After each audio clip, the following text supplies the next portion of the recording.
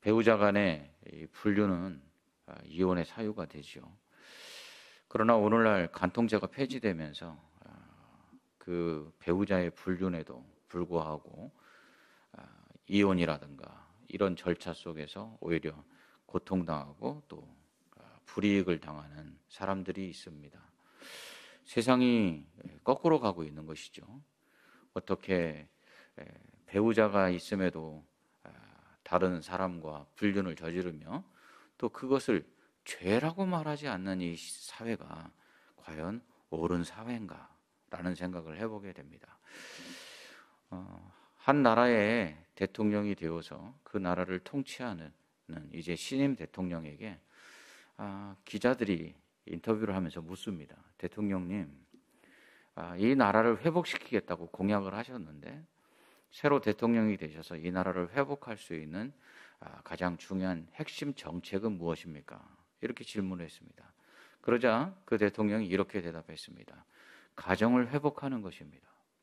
가정은 모든 사회의 기초입니다. 이 가정이 무너지면 그 사회는 흔들릴 수밖에 없고 무너집니다.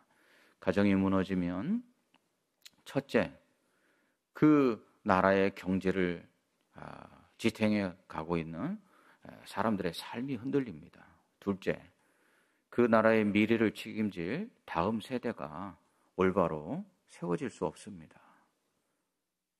셋째, 사람들의 삶의 가정은 행복의 목표이고 목적인데 가정이 무너지면 사람들은 행복한 삶을 살 수가 없으므로 삶에 대한, 사회에 대한 소망을 잃어버리고 결국은 그 사회는 목표가 없고 목적이 없이 표류하게 됩니다. 그러므로 가정이 바로 서야 나라가 바로 섭니다. 한 나라의 대통령이 그 나라를 바로 회복하는 가장 중요한 정책을 이야기하는데 무슨 경제정책이나 아니면 법안이나 그 어떤 것도 아닌 가정을 회복하는 것이라 이렇게 이야기합니다. 오늘날 우리는 그것을 삶에서 이렇게 직접적으로 체험하고 있지 않습니까? 가정이 얼마나 중요한지. 하나님께서는 우리의 신앙도 가정에 비유하십니다. 그래서 하나님과 우리가 부부인데 이 하나님과 우리 사이에 이 부부관계가 올바로 세워지지 아니하면 결국은 그 나라도 그리고 그 속에 있는 백성들의 삶도 그리고 그 가정도 다 무너지게 된다. 이렇게 말씀하고 있습니다. 오늘 에스겔서 23장은 하나님과 이스라엘 백성 사이의 관계를 부부관계로 이야기합니다. 특별히 북이스라엘을 오홀라라 하여서 그들을 지칭하고 있고요. 남유다를 오홀리바라 이렇게 지칭합니다. 그래서 4절에서는 오홀라는 사마리아요, 북이스라엘의 수도죠. 오홀리바는 예루살렘이니라, 남유다의 수도입니다. 이처럼 이 오홀라와 오홀리바, 곧 북이스라엘과 남유다는 처음에는 아수르를, 그리고 두 번째로는 애굽을, 그리고 바벨론을, 이들이 그들을 의지합니다. 그리고 또 그들의 우상을 섬깁니다. 심지어는 그들의 자녀들까지도 하나님께 바치고, 심지어 그들이 우상 숭배한 날 또 성전에 들어와 하나님 앞에 제사를 드립니다. 여러분 한번 생각해 보세요. 사랑하는 배우자가 그 외도를 해갖고 불륜을 저지르고 그리고 돌아와서 그 저녁에 나와 함께 한 식탁에 앉아 밥을 먹고 그리고 한 침대에 누워 잠을 잔다. 여러분 상상만 해도 끔찍하지 않습니까?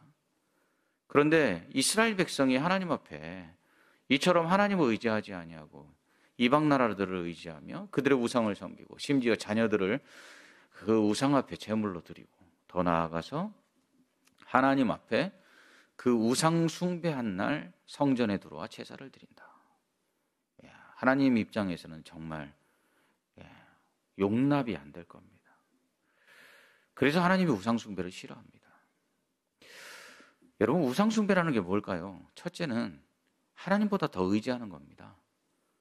둘째는요, 우리에게 있는 것을 드리는 것, 그것이 바로 우상숭배입니다. 만약 우리가 하나님을 의지하는 것보다 돈을 더 의지하고 권력을 더 의지하고 세상의 것들을 더 의지하면 그게 우상입니다. 우리가 우리에게 가지고 있는 가장 중요한 것들을 그 의지하는 것들에게 드리면 그게 우상입니다. 우리 수험생 자녀들 이제 시험을 쳤죠. 제가 이 청소년들을 지도하던 때 항상 성도들에게 부탁하는 건 뭐냐면 시험에, 대학에 자녀들을 팔지 말아라. 대학의 시험에, 세상 성공 출세에 그들을 바치지 말아라. 제가 늘 부탁했던 겁니다. 근데 결국 그렇게 바쳐놨던 자녀들은 지금 무엇을 하고 있습니까? 하나님을 떠나 있지 않습니까? 그렇습니다. 우상숭배의 대가는요, 그대로 우리의 몫이 됩니다. 우리가 하나님보다 더 의지하였고 우리가 하나님보다 더 사랑하였던 것들은 결국 우리의 몫이 됩니다. 이스라엘 백성이 하나님 앞에서 행음하고 간음할 때 결국은 불륜을 저지르면은 왜 그 불륜의 대상들과 배우자가 아닌 다른 사람들과 불륜을 저지르면 결국은 동침할 때 옷을 벗게 되죠. 그렇게 되면 결국은 그와 같이 하나님 앞에서 음행하는 자들은 빨가벗기고 그래서 그 부끄러움을 다 드러내게 될 것이다, 이렇게 말씀합니다. 오늘 이 말씀을 우리는 다시금 우리에게 적용하면, 그러므로 우리는 하나님을 더 사랑해야 합니다. 하나님을 더 의지해야 되고요. 그리고 하나님께 우리의 가장 좋은 것을 드려야 합니다. 우리의 시간, 우리의 물질, 우리의 가정, 우리에게 주신 모든 것들을 하나님께 드려야 합니다. 그럴 때 하나님께서는 어떻게 하시느냐?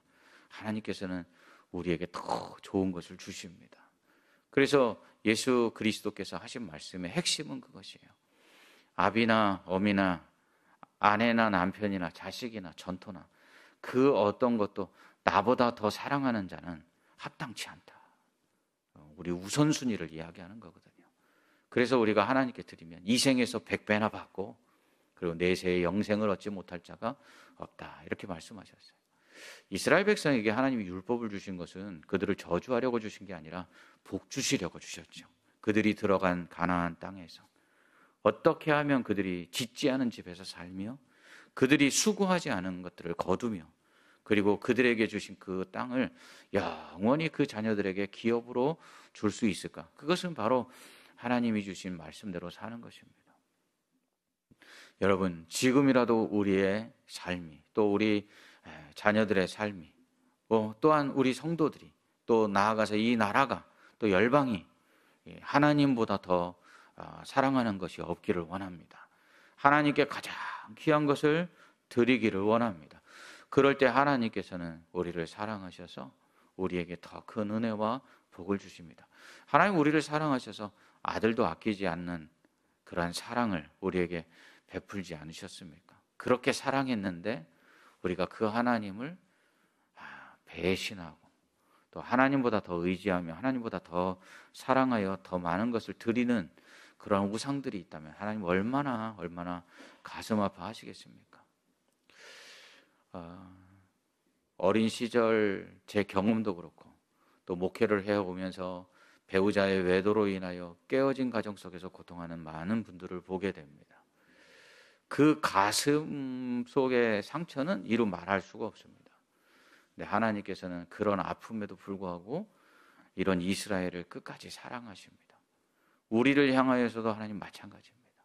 하나님, 비록 우리가 하나님만큼 우리가 하나님을 사랑하지 못하고 하나님이 우리에게 주신 것만큼 우리가 하나님께 드리지 못해도 하나님은 여전히 우리를 사랑하십니다. 그리고 하나님은 여전히 우리에게 그러한 사랑을 통해서 좋은 것을 주시기를 원하시고 우리가 그래서 하나님을 더 의지하고 또 하나님만 섬기기를, 사랑하기를 원하십니다. 그러므로 우리 하나님만 사랑합시다. 하나님보다 우리를 더 사랑하시는 분은 절대로 없습니다. 하나님보다 우리에게 더 좋은 것 주시는 분은 절대로 없습니다. 우리가 이 은혜를 알아야 합니다. 그래서 날마다 하나님 주신 은혜가 내게 너무 크구나, 이걸 알아야 삽니다. 우리 남자들 언제 철들죠? 아내의 수고, 아내의 희생이 고마울 때 그때 철든 겁니다. 그러면 그 남편들이 아내에게 잘할 수밖에 없죠. 그렇습니다.